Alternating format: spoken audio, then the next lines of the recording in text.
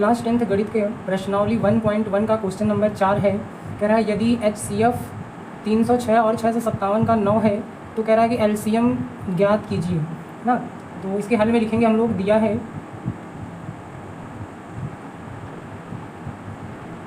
लिखेंगे दिया है क्या, HCF ऑफ 306 कामा 657 इक्वल दिया है कितना 9 यानी 9। और लिखेंगे तथा पहली संख्या बराबर मान ले रहे हैं 306 और दूसरी संख्या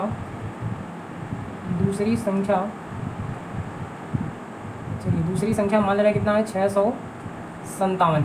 ठीक, तो हमसे पूछ रहा है क्या LCM ऑफ 306 कामा 657। ठीक है, तो लिख देंगे एक लाइन, क्योंकि हम जानते हैं लिख देंगे क्या, चूँकि हम जानते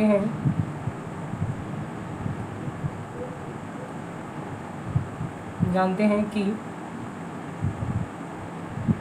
क्या पहली संख्या गुणे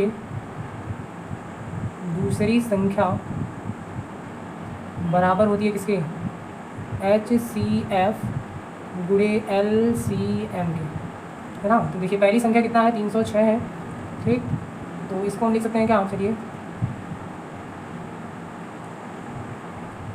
लिखेंगे हम लोग क्या, पहली संख्या की जगह लिखेंगे 306 गुणे कह रहा है दूसरी संख्या हमारी है 657 इक्वल हो जाएगा, लिखेंगे क्या HCF ऑफ किसका 306 कामा 657 गुणे हो जाएगा LCM ऑफ किसका 306 कामा 657। अब हम देखिए यहाँ HCF ऑफ 306 और 657 दिया कितना 9 है, तो हम इस पूरे की जगह क्या रख देंगे 9। तो ये हमारा हो जाएगा 306 गुणे 657 इक्वल हो जाएगा, इसकी जगह पूरे की जगह हम रख देंगे 9 और गुणे हो जाएगा क्या LCM ऑफ किसका 306 कामा 657। ठीक, तो हमें LCM निकालना है, LCM को यहीं रखेंगे, ये कहाँ चला जाएगा इसके बटे में। तो हम लिख सकते हैं क्या, ये हो जाएगा 306 गुणे 657 बटे हो जाएगा क्या 9 इक्वल आ जाएगा हमारा LCM ऑफ 306 कामा 657।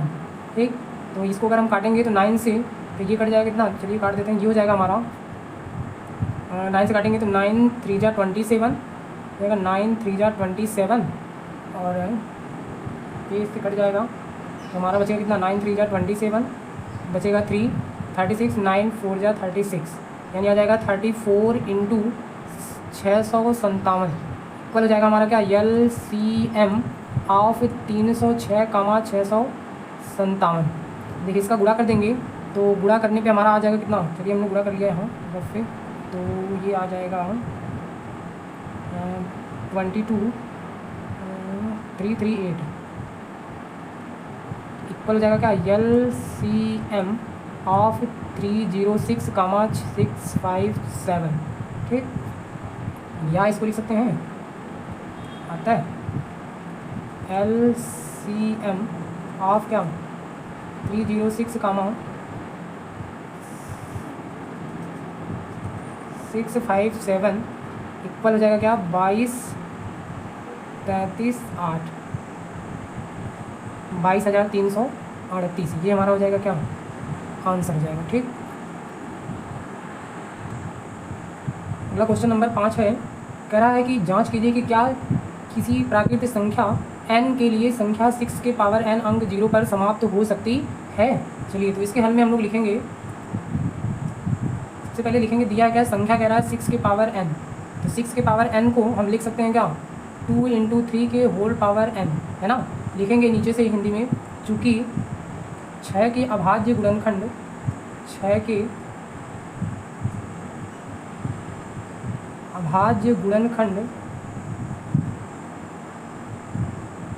अभाज्य गुणनखंड 2 गुणे 3 है, 2 गुणे 3 है, जबकि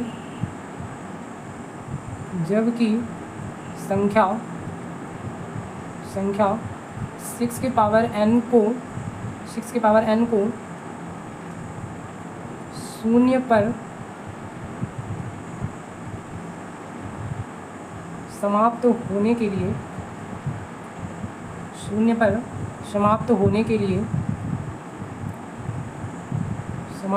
के लिए 6 के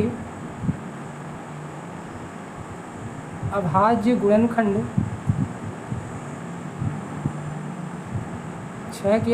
गुणनखंड में कम से कम एक बार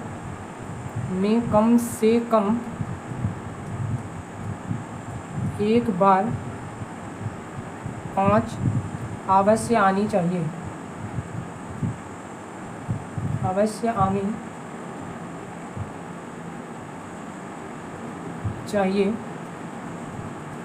जो कि संभव नहीं है। लिखेंगे इसलिए क्योंकि हम जानते हैं कि 6 के अभाज्य गुणनखंड में तो 5 आएगा नहीं, ठीक। इसलिए लिखेंगे क्या, जो कि संभव नहीं है। इसलिए ऐसी कोई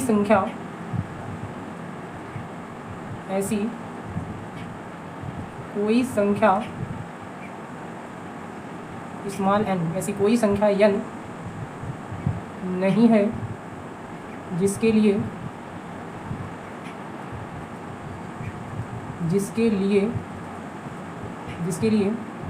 संख्या 6 के पावर n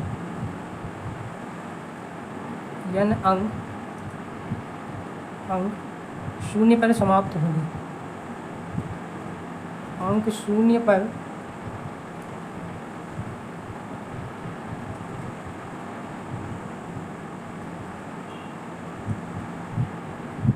ठीक। तो ये हमारा हो जाएगा क्या, आंसर, ठीक। क्वेश्चन नंबर 5 है, कह रहा है कि व्याख्या कीजिए कि 7 × 11 × 13 + 13 और 7 × 6 × 5 × 4 × 3 × 2 × 1 + 5 भाज्य संख्याएं हैं क्यों, है ना। चलिए इसमें 2 क्वेश्चन है, तो पहला हम लोग हल करेंगे इसका फर्स्ट पार्ट। हमने लिखेंगे, चलिए फर्स्ट वाला हल कर रहे हैं। कह रहा है क्या, 7 × 11 इंटू कह रहा है 13 और कह रहा है प्लस क्या 13, 7 11 13 + 13। चलिए इसको हम लोग अगर हल करेंगे तो यहाँ पे देखिए इसमें 2 पद है, यहाँ भी 13 है, यहाँ भी 13 है। तो अगर हम यहाँ 13 कॉमन ले लें तो बचेगा 7 × 11 और प्लस का 1 बच जाएगा। तो इसको एक लाइन और हल करेंगे तो ये हो जाएगा 13 इंटू, देखिए 11 7 77 और 1 78। चलिए तो इसका अगर हम लोग गुणा कर देंगे तो ये हमारा आ जाएगा 13 8 104 और 13 7 91 और 10 101। चलिए तो ये आ गया हमारा 1014। अब हमें क्या करना है, 1014 का अभाज्य गुणनखंड निकालेंगे। तो लिखेंगे, चलिए 1014 का हम निकालेंगे क्या, अभाज्य गुणनखंड। तो ये देखिए सबसे पहले कटेगा, 2 से काटेंगे छोटी संख्या से, तो 2 से काटेंगे तो 2 5 जा 10 हो जाएगा, 1 में तो भाग जाएगी नहीं तो 0 बढ़ाएंगे 14 हो जाएगा, 2 7 जा 14। फिर देखिए 2 से तो कटेगा नहीं, इसको हम काट देंगे 3 से। चलिए तो 3 1 जा 3 हो जाएगा, 2 बचेगा 20 हो जाएगा, 3 6 जा 18 बचेगा, 2 27 3 9 जा 27। अब हम इसको काट देंगे सीधे 13 से, तो 13 इंटू 13 होता है 169 और फिर 13 से डिवाइड करेंगे तो 13 1 जा 13। लिखेंगे क्या आता है, इक्वल आ जाएगा हमारा कितना, इसका अभाज्य गुणनखंड 2 × 3 × क्या 13 × 13 है ना। ये इसका हमारा आ गया क्या, अभाज्य गुणनखंड, ठीक। तो या इसको लिख सकते हैं क्या, 2 × 3 × क्या 13 के पावर 2, ठीक। इसके आंसर में हम लोग लिखेंगे, चलिए इसके आंसर में लिखेंगे क्या, लिखेंगे संख्या 10 हो चुकी, संख्या कौन सी संख्या, तो जो 1014 है ना, 1014 के अभाज्य गुणनखंड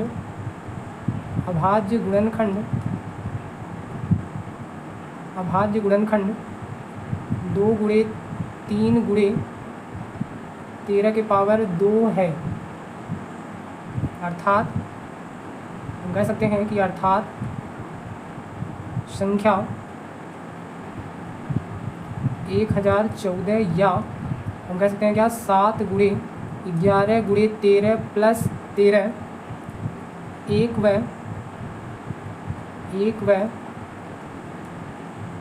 स्वयं के अलावा एक और स्वयं के अलावा 2, 3 तथा 13 से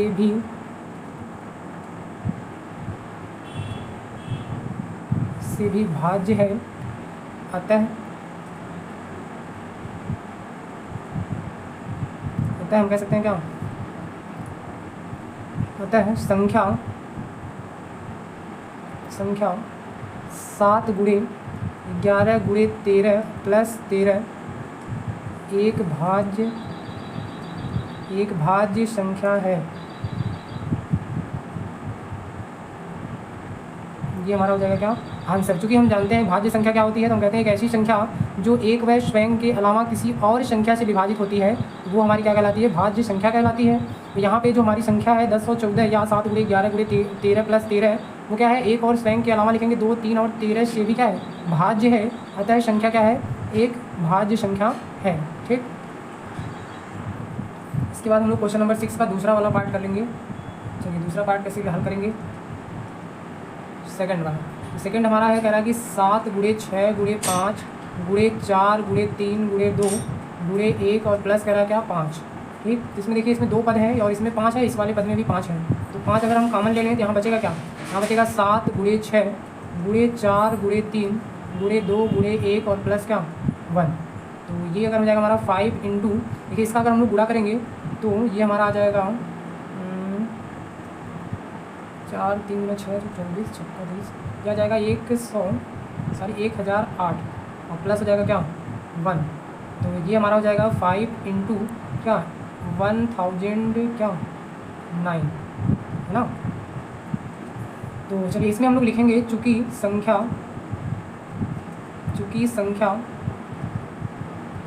किसका, तो 7 गुणे 6 गुणे 5 गुणे 4 गुणे 3 गुणे 2 गुणे 1 और प्लस 5 का अभाज्य गुणनखंड, इसको हम डायरेक्ट लिख दे रहे हैं, गुणनखंड 5 गुणे 1009 है। अर्थात हम कह सकते हैं क्या, अर्थात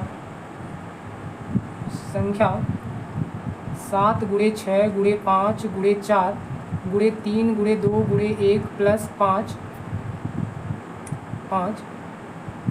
एक और स्वयं के अलावा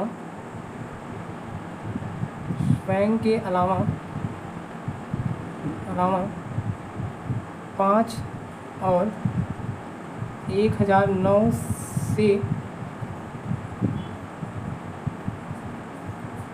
से भी भाज्य है। अतः संख्या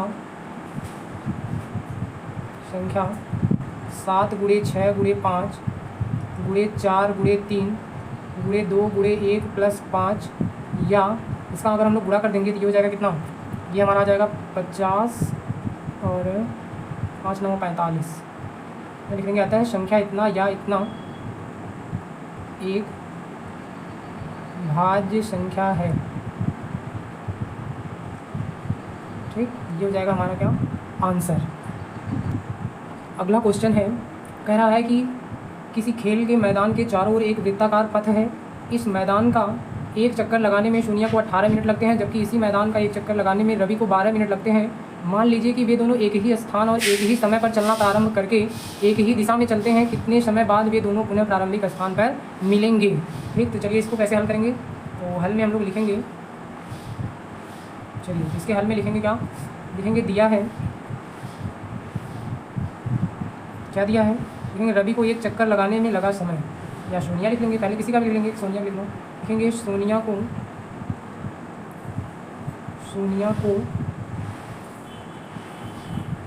एक चक्कर लगाने में लगा समय बराबर कितना 18 मिनट। ठीक, लिखेंगे इसी प्रकार क्या, तथा रवि को एक चक्कर लगाने में लगा समय बराबर करा है 12 मिनट। ठीक, अब हमें क्या करना है, इन दोनों का एलसीएम निकाल लेना है 18 और 12 का। तो सबसे पहले एलसीएम निकालने के लिए हम लोग क्या करते हैं, अभाज्य गुणनखंड निकालते हैं। लिखेंगे नीचे 18 का अभाज्य गुणनखंड, अभाज्य गुणनखंड, चलिए 18 का अभाज्य गुणनखंड क्या हो जाएगा, तो इसको हम लिख सकते हैं क्या, 2 गुणे 2, 2 दूना 4, सॉरी यहाँ लिख सकते हैं 2 3 4,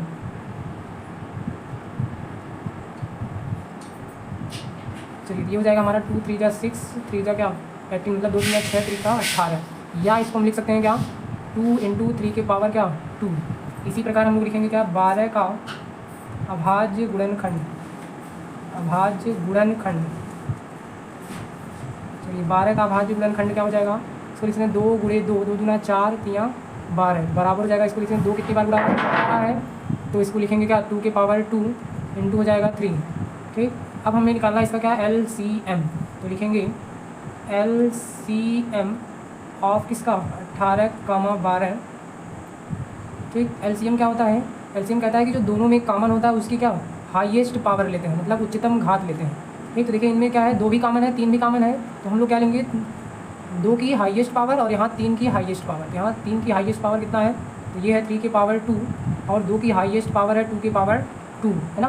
तो ये हो जाएगा आपका क्या, 3 3 जा 9 और 2 2 जा 4, तो ये आ जाएगा हमारा कितना 36, 9 4 जा होता है 36। ठीक, इतना हो जाएगा क्या मिनट। या इसका आंसर में हम लोग लिख सकते हैं, लिखेंगे क्या, इस प्रकार इस प्रकार इस प्रकार सोनिया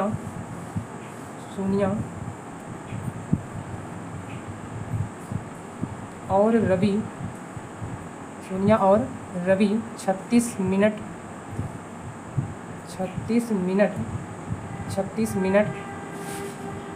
के बाद 36 मिनट के बाद दोनों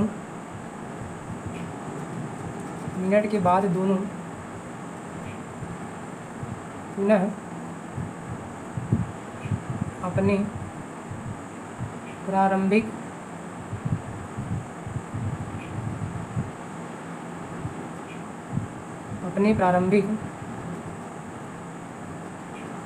स्थान पर मिलेंगे। ठीक, तो हम कह सकते हैं क्या, ये हमारा हो जाएगा आंसर। तो सोनिया और रवि कितने मिनट के बाद, 36 मिनट के बाद दोनों क्या करेंगे, अपने प्रारंभिक स्थान पर मिलेंगे।